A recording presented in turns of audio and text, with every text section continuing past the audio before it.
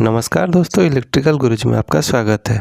आज हम लोग बात करने वाले हैं ड्यूल स्टार्टर के बारे में, जिसमें power with motor termination and control, उसके साथ पीएलसी का टर्मिनेशन भी हम समझाए हैं। तो पहले बात कर लेते हैं पावर डायग्राम के बारे में। तो एसएफयू या एमसीसीबी या एससीबी किसी से भी आप सप्लाई लेके आ रहे हैं आरओआईबी, उसके बाद ओवरलोड रिले में जा रहा है, उससे तीनों फेज निकल के कॉन्टैक्टर में जा रहा है। जब हम लोग कॉन्टैक्टर तीनों ऑन कर देते हैं तो UVW मोटर टर्मिनल में जाता है। जब मोटर टर्मिनल में पावर चला जाता है तो मोटर घूमना शुरू हो जाता है। तो इसे हम डेल्टा में कनेक्शन करने के लिए हम इसमें 3 फेज लगाएंगे, U1, V1, W1 में। तो फिर उसमें मोटर के अंदर से 6 कोर निकलता है। तो 6 कोर कैसे निकलता है, कहाँ से निकलता है, इसका कॉन्सेप्ट आपको क्लियर करके दिखाता हूँ। देखिए, यहाँ पे हम लोग का 6 लीड आता है, U1, V1, W1, U2, V2, W2। इसमें आप किस में शॉर्टलिंग लगाएंगे, किस में केबल लगाएंगे, इसका कॉन्सेप्ट मैं आपको क्लियर करके दिखाने वाला हूँ। देखिए, पहले हम लोग क्या करेंगे, नेक्स्ट स्लाइड में चलते हैं। देखिए, ये मैं जो लेफ्ट साइड वाला इमेज देख रहे हैं वो डेल्टा मोटर के अंदर जैसे डेल्टा होता है उस हिसाब से मैं बनाया हूँ। U1 कहाँ पे है देखिए, फिर V2 कहाँ पे है देखिए।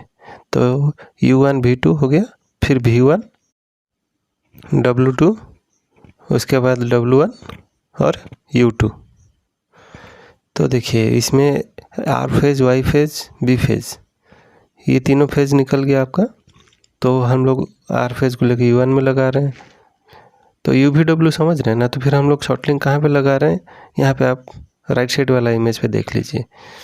U1 V2, V1 W2 और W1 U2, ये तीनों में शॉर्टलिंग लगेगा और U1 V1 W1 में केबल टर्मिनेशन होगा। लेकिन एक्चुअल में मोटर में तो ऐसा नहीं होता है, फिर हम लोग को सीधा सीधा टर्मिनेट करना पड़ेगा। तो सीधा सीधा करने के लिए देखिए हम लोग कैसे करते हैं।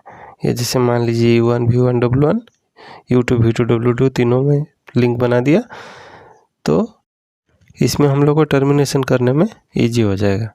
जैसे हम लोग का कोई भी लिंक किसके ऊपर शॉर्ट नहीं होगा और हम लोग आराम से सीधा सीधा टर्मिनेशन कर पाएंगे। अगर सीधा सीधा नहीं लगा के सारा 2 को, यानी कि V2 W2 और U2 को मैं लिंक मार देता और U1 V1 W1 में मैं टर्मिनेशन करता तो ये स्टार हो जाता। ठीक है, तो अभी ये डेल्टा कनेक्शन हो गया और वही भी तीनों हम लोग यहाँ पे टर्मिनेशन कर देंगे। तो नेक्स्ट स्लाइड में, तो कंट्रोल में हम लोग क्या करेंगे, पहले फेज और न्यूट्रल को ले लेंगे।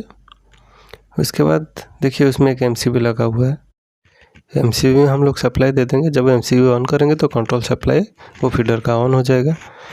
उसके बाद क्या करेंगे, हम सप्लाई को आगे लेंगे, लेकिन न्यूट्रल को मैं कन्फ्यूजन नहीं हो इसीलिए न्यूट्रल का जितना भी ड्राइंग है नहीं किया हूँ, हर जगह NN लिख के छोड़ दिया हूँ। जैसे आप देखेंगे जहाँ पे भी N लिखा हुआ है वो सब न्यूट्रल कंसिडर कीजिएगा। जैसे MCB का आउटपुट, कॉन्टैक्टर का न्यूट्रल पॉइंट, इंडिकेटर तीनों का न्यूट्रल पॉइंट, ये सब न्यूट्रल में जाएगा। ठीक है, तो फिर आगे बढ़ते हैं। जब हम लोग का MCB से पावर सप्लाई निकला तो इमरजेंसी स्टॉप पुश बटन को गया। Emergency stop push button normally close रहता है। उसके बाद हम लोग ओवरलोड रिले के पास लेके गए। NC साइड जो फीडर हेल्दी है और NO साइड जो है फीडर ट्रिप है। तो NC साइड में हम लोग कैरी फॉरवर्ड करते हैं पावर को। तो उसके बाद जाता है सिलेक्टर में। सिलेक्टर में आपका एक लोकल एक और रिमोट होता है। जो रिमोट वाला है वो सीधा PLC में जाता है, जिसका ड्राइंग में आगे भी समझाया हूँ। आप वीडियो एंड तक देखिए, समझ जाएंगे उसमें क्या होता है। उसके बाद हम लोग का स्टार्ट पुश बटन है। स्टार्ट पुश बटन दबाएंगे तो कॉन्टैक्टर का 1 तक सप्लाई जाएगा और न्यूट्रल जैसे पहले से लगा हुआ है तो वो कॉन्टैक्टर पिक हो जाएगा, लेकिन होल्ड नहीं करेगा। तो होल्ड करने के लिए हम लोग क्या किए, होल्डिंग एक दिए हैं जो कॉन्टैक्टर को होल्ड करके रखेगा। और उसके बाद हम लोग स्टॉप इंडिकेशन है। स्टॉप इंडिकेशन हम लोग MCB के बाद और इमरजेंसी से पहले लेते हैं और उसमें कॉन्टैक्टर का NC कॉन्टैक्ट से जाता है।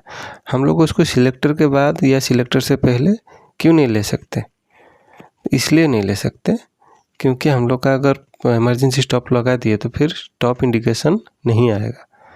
इसीलिए हम लोग इमरजेंसी पुश बटन से पहले और MCB के बाद लगाते हैं। NO जस्ट रॉन इंडिकेशन जो है, रॉन इंडिकेशन हम लोग कहीं से भी ले सकते हैं और उसको कॉन्टैक्टर का NO के थ्रू दे देते हैं। कॉन्टैक्टर पिक कर लिया तो NO कॉन्टैक्ट कंटिन्यू हो गया, तो उसके बाद स्टार्ट इंडिकेशन या रॉन इंडिकेशन चालू हो गया। इसको हम बाद में पीएलसी के थ्रू जो समझाए हैं तो थोड़ा डिटेल्स में समझाए हैं। नेक्स्ट स्लाइड देख लीजिए। सप्लाई और emergency push button, MCB, overload relay, ये सब तो मैं पहले स्लाइड में बता चुका हूँ, तो अभी बताने की ज़रूरत नहीं है। अभी हम ट्रिप वाला जाते हैं। जैसे हम लोग ट्रिप हो गया तो उसका ट्रिप इंडिकेशन जल गया, तो उसमें हम लोग उसके बाद एक 220 वाला पीएल रिले लगा के रखे हैं, जो उसका कॉइल वोल्टेज 220 है और उसका एनो कॉन्टैक्ट 24 वोल्ट पीएलसी से फीडबैक आके रहता है। तो ये जो अभी देख रहे हैं ये एक 220 वाला कॉइल है। जैसे हम लोग का एक नंबर से 224 वोल्ट सप्लाई आया और उसके बाद हम लोग का जाके 2 नंबर में चला गया।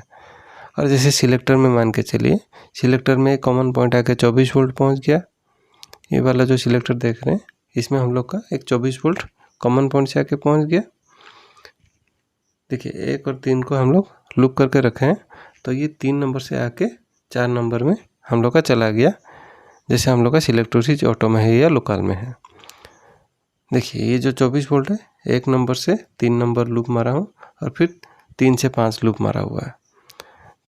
इससे पहले जो मैं सिंगल लाइन डायग्राम बनाया था, वो सिंगल लाइन डायग्राम में होल्डिंग को मैं as a single line diagram में दिखा दिया था समझने के लिए। अभी देखिए एक्चुअल में उसका जो एनो कॉन्टैक्ट, जो होल्डिंग कॉन्टैक्ट है, वो कहाँ पे रहता है वो दिखा रहा। इससे पहला वाला ड्राइंग में यहाँ पे होल्डिंग दिया था, लेकिन अभी मैं एक्चुअल में कहाँ पे दिखा रहा हूँ। देखिए यहाँ पे है। जब कॉन्टैक्टर क्लोज हो जाएगा तो ये अपना पोजीशन सब चेंज कर देंगे। होल्डिंग का जो एनो कॉन्टैक्ट है वो A1 के साथ शॉर्ट है। जब भी हम लोग स्टार्ट पुश बटन दबाएंगे तब ये क्या करेगा, A1 को क्लोज कर देगा, तो फिर NC के थ्रू होल्ड हो जाएगा। और यहाँ पे हम लोग का जो दूसरा एनो कॉन्टैक्ट है वो रॉन इंडिकेशन के लिए चला गया है। जो पहले मैं बताया था स्टॉप इंडिकेशन कहाँ से लाएंगे, ये देखिए स्टॉप इंडिकेशन में सीधा MCB के आउटपुट से उठा के लेके आया, कॉन्टैक्टर का NC के थ्रू स्टॉप इंडिकेशन को मैं सप्लाई दे दिया। अभी देखिए मैं अगर कॉन्टैक्टर मेरा पिक कर गया तो फिर मोटर चालू हो गया, तो उसका पीएलसी में फीडबैक कैसे देंगे। जो मेरा पॉजिटिव 5 में लूप होकर रखा हुआ है, तो वो लाके मैं एक एनो में दूंगा। जब कॉन्टैक्टर पिक करेगा तो फिर मेरा एनो जाके 6 नंबर से उसका फीडबैक दे देगा कि मेरा मोटर चालू हो गया है। तो देखिए उसमें 3 क्या हो गया मेरा, एक ट्रिप का हो गया, एक सिलेक्टर का हो गया, एक रॉन का हो गया। और इसमें हम चाहें तो फिर हम इमरजेंसी पुश बटन का भी दे सकते हैं। इसमें हम लोग MCB, emergency push button, overload relay, selector switch, सबका हम फीडबैक पीएलसी को दे सकते हैं। DI, DO, AI, AO, इसके ऊपर अगर एक वीडियो चाहते हैं तो आप मुझे कमेंट में बोल सकते हैं, मैं उसके ऊपर भी आपके लिए एक वीडियो बना दूंगा। या अभी देखते हैं हम लोग डिजिटल आउटपुट या रन कमांड कैसे देते हैं। जैसे हम लोग ट्रिप के लिए 220 वाला पीएल रिले यूज़ करते थे, वैसे हम लोग यहाँ पे 24 वोल्ट वाला कॉइल यूज़ करेंगे और 220 कंट्रोल में लेंगे। ऊपर वाला जो कॉइल है वो 24 वोल्ट वाला है और नीचे जो कॉन्टैक्ट है वो 220 वाला है। अगर अभी हम लोग पीएलसी से कमांड देंगे तो 24 वोल्ट वो कॉइल में आएगा। जैसे देखिए अभी हम लोग कमांड दिए, मान लीजिए कमांड दिए हैं तो वो 24 वोल्ट आया। जो ये कॉइल है वो मैग्नेटाइज हो गया। मैग्नेटाइज होने के बाद जो NC का एनो कॉन्टैक्ट है वो क्लोज हो गया। तो ये इधर तो लेफ्ट साइड में जो हम लोग का 220 या 230 था वो थ्रू हो गया। थ्रू होने के बाद कहाँ जा रहा है, हम लोग का फीडर में। फीडर में जाके सीधा जाके हम लोग का कॉन्टैक्टर का A1 में लग जाएगा। अभी मैं ये पिक्चर को आपको क्लियर करके नहीं दिखा पाया, इसके लिए मैं माफ़ी चाहता हूँ। लेकिन देखिए ये सीधा जाके कॉन्टैक्टर का A1 में लग जाएगा और इसको होल्डिंग की कोई ज़रूरत नहीं है। धन्यवाद।